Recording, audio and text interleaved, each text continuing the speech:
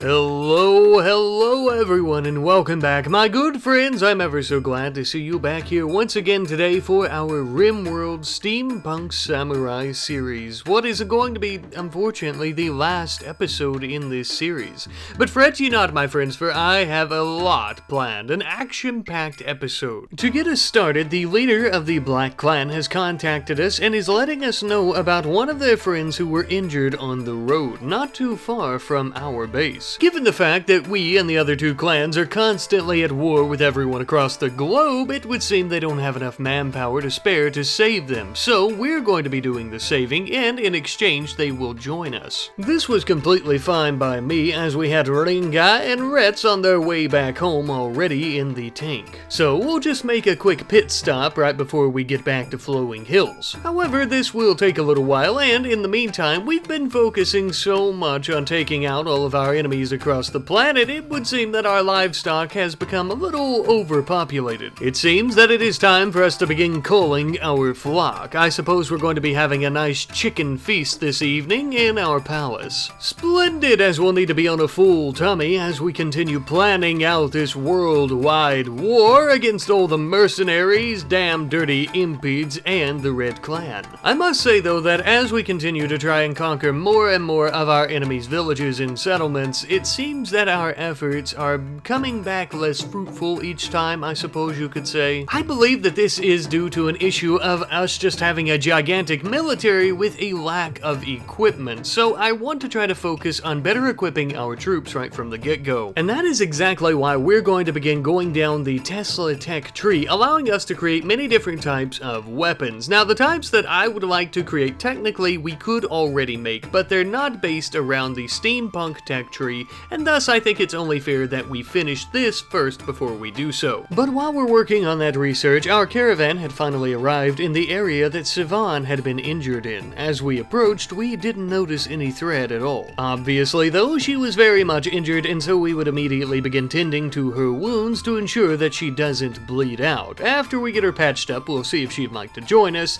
But it looks like we're being attacked. I would guess these are the same bastards who attacked Sivan in the first place. We'll get her tucked into the tank right away and try to get the hell out of here. Now, we do technically have a tank, so we might be able to win this, but it is still very injured from our fight with the Red Clan, and many of these impids are heavily armed. Some of them even wielding demon blades. A blade like that could cut through the armor of the tank quite easily, I'm afraid. I found it best for us not to chance this alone, and we would immediately leave the area and begin heading all the way back home. Besides, we couldn't afford to lose another tank. We'll need to have our fleet as strong as possible for the battles that are to come. As this war continues to rage on, at some point we're going to have to get our tanks out of the garage and get our hands dirty. Some odd hours later, in the dead of night, we ended up arriving back home, everyone safe and sound, including Sivan, who did indeed happily join us. I went ahead and sent her into our storage room that is now, as you can see, chock full of silver, of course, but to have her go ahead and equip some proper weapons and armor. Much more befitting of a samurai under the Lazarian shogunate. As I had touched on there briefly, we have a lot of silver. Around our attack spot here, we quite literally have a mountain of silver that is just lying out on the ground. Kona Yoshimaru actually ended up throwing a party in our old feasting hall where we cook our meals to celebrate all of our newfound riches and just how glorious our empire truly is now. Which is all well and good, don't get me wrong, but we need a proper facility to store all of this silver in. So we quickly threw together what I'm going to be calling a tax house, somewhere where we basically just store all of the taxes that we're getting. It's not exactly a bank or a vault, as it's made of wood, although there's not really anyone within the village who could end up stealing it. Simple yet efficient, just as our humongous conquering of our enemies across the entire planet. I'm sure you're probably getting tired of me saying that by this point, and I don't really blame you. It's a very tedious process,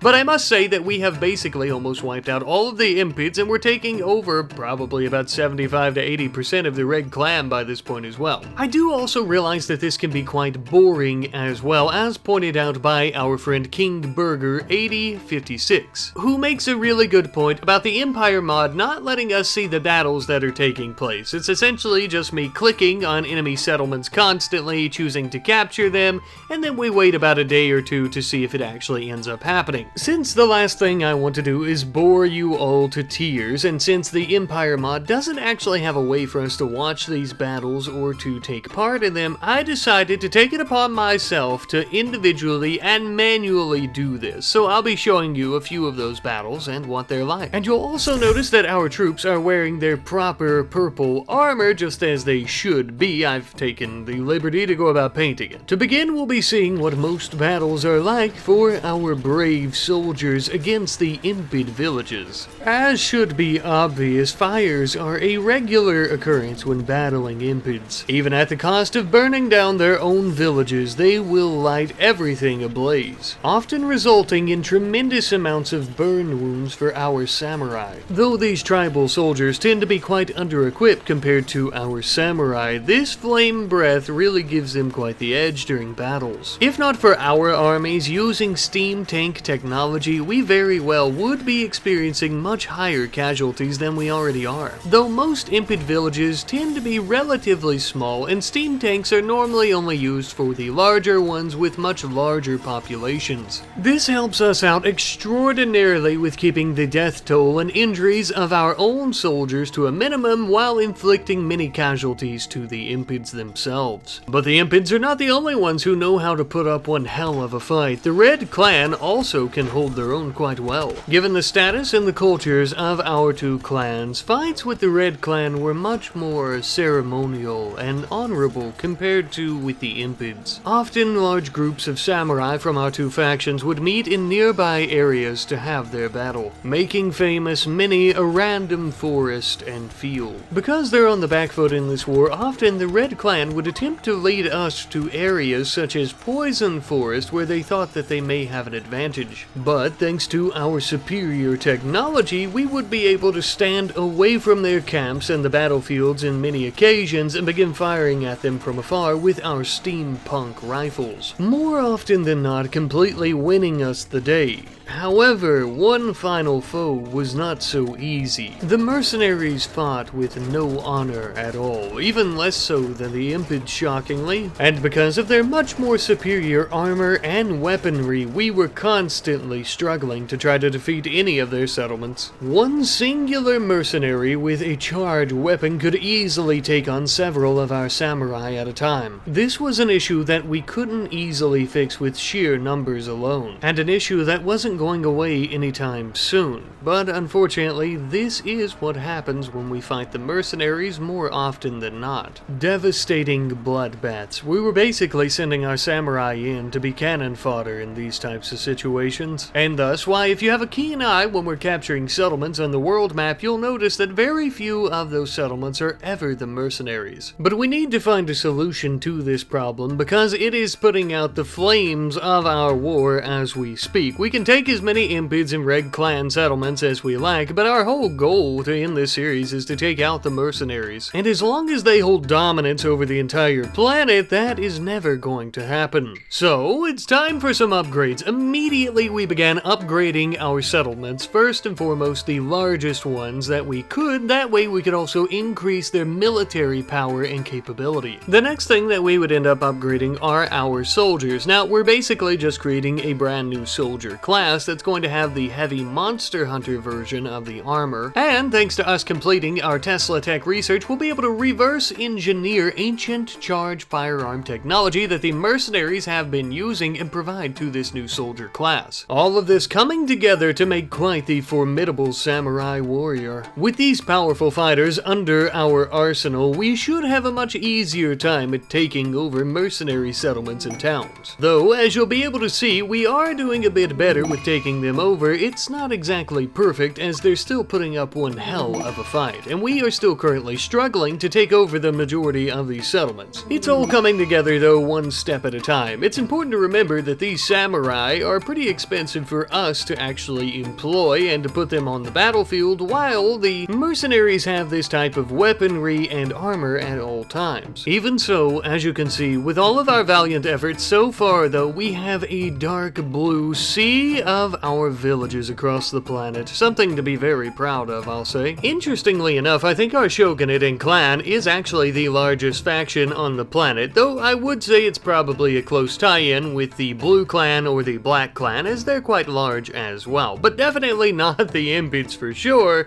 definitely not the Red Clan, and the Space Mercenaries aren't too far behind us, but we're not really concerned with their size, more of just their power. Nevertheless though, with our improved militaries and their size, along with the improved weapons and armor of many of our new troops, we shouldn't have too much of an issue taking over from the mercenaries.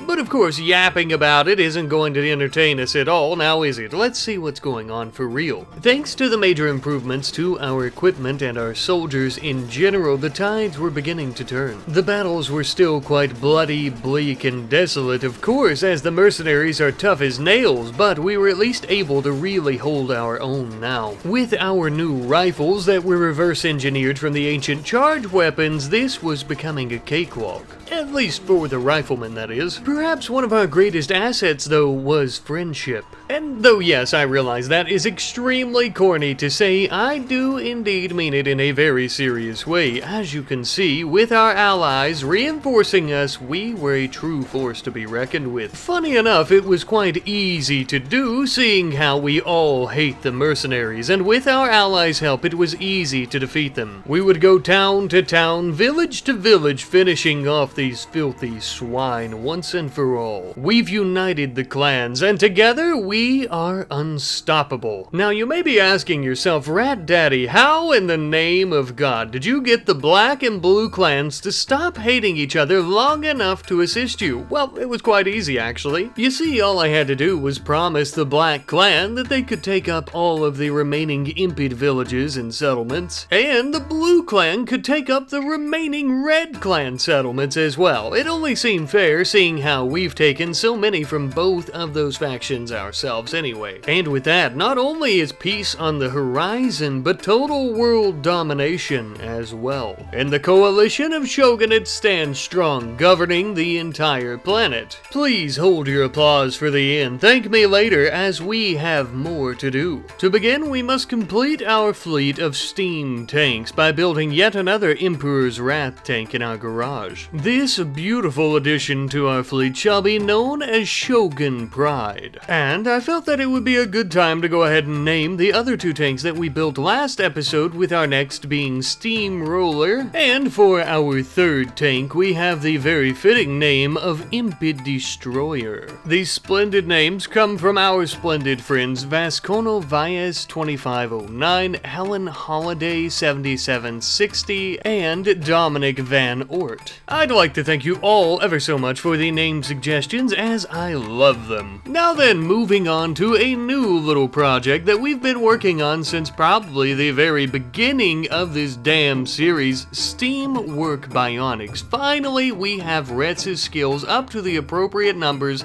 that we can actually make some steampunk bionics instead of clockwork. We began making several neural apparatuses, and after that we finally were able to make some steampunk legs and arms. We would begin working on Kona Yoshimaru's bionics along with Oxskull, who would end up getting a new leg and arm, while the procedure for Kona Yoshimaru ended up failing, but she still has her clockwork leg. We immediately began tending to her to ensure that she didn't bleed out on the operating table. Sure, it does suck that we wasted a leg and all that time making a leg, but it's fine. With the surgery going quite well for Oxskull though, we ended up installing a left leg for him as well, so he should be moving around much better and also manipulating things quite well as well. Even better than the arm and leg that he was actually born with. As you can see, his moving and manipulation is higher than 100%, only by about 12%, but still. Now that he's up and moving around, we're going to be sending out the entire village along with our entire fleet of steam tanks. The space mercenaries have lost a lot of ground on the planet, but before we totally annihilate them, there is a large stronghold not too far away from flowing hills that we must deal with. Once this remaining stronghold falls in the area, the others should follow suit. As we approach the area with the sun setting in the sky, you can tell even from a distance that the mercenaries have been reduced to a shell of their former selves. Even so, however, they should not be underestimated. They are still incredibly dangerous, and this base is absolutely crawling with them. We thought it would be best if we kept our distance and began trying to bombard the town with cannon fire. there. Initially, these strikes were basically doing nothing except getting the attention of the mercenaries, causing them to come out of the town to try and attack us, where we could then begin firing upon them. As they approached our fleet of tanks, we began to separate and scatter into every direction that we could, just trying to get away from them, of course. And it was at this point, as this was going on, that our reinforcements, our allies, had arrived. As I'm sure you could imagine, they were more than eager to assist us with this plague, this cancer that has been on our planet for far too long. I believe earlier on in the video I had made some type of comment about not being able to do this with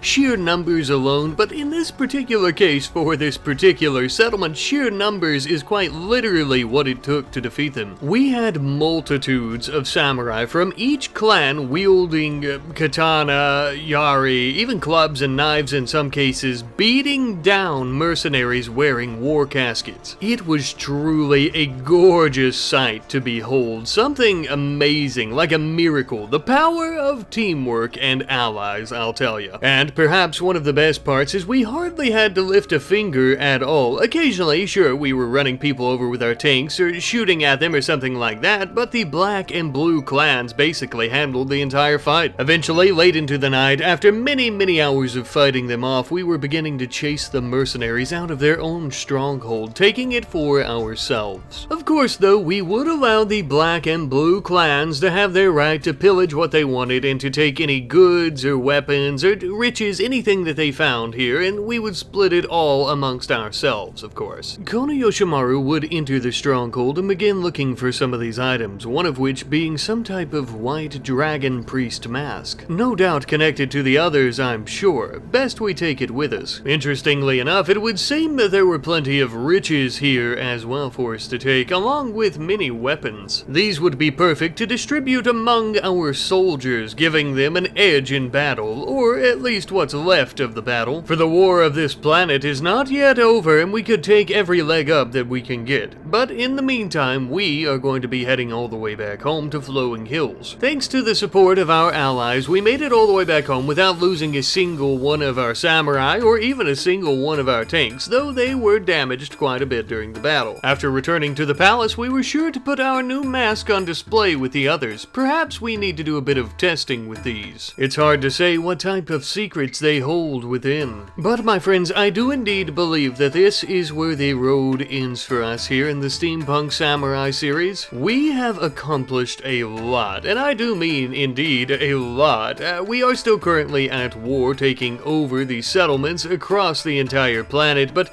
the space mercenaries are basically a fraction of what they were before. The Neanderthals are hardly any type of threat at all, though I'm sure we'll start taking them over soon as well. I could continue showing you all this, and you could watch me turn all of these clans and all of these settlements into our dark blue settlements, but let's be honest, that would be incredibly boring using the Empire mod to do that, and it would take way too long if we went to each individual one. So I don't want to waste your time, nor do I want to bore myself to sleep. I am incredibly proud of the series that we have created together, the village, the empire that we have built together, the shogunate and the clan. It is all truly amazing. It was a little bit rocky after Laz died. I didn't exactly know if we were going to continue anyways, but since you guys really wanted me to, I jumped back in. I'm very much glad that I did. I was afraid that the series might get a bit stale, but with a goal like the one that we had, I guess that was impossible, right? And it stayed pretty interesting and has continued to be that way,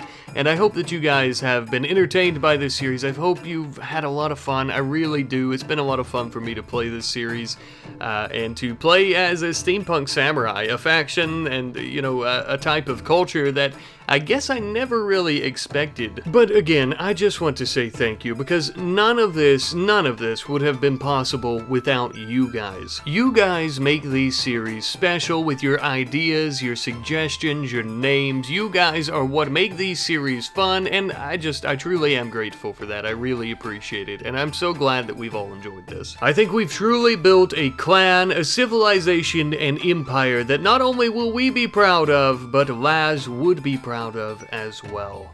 Thank you for watching.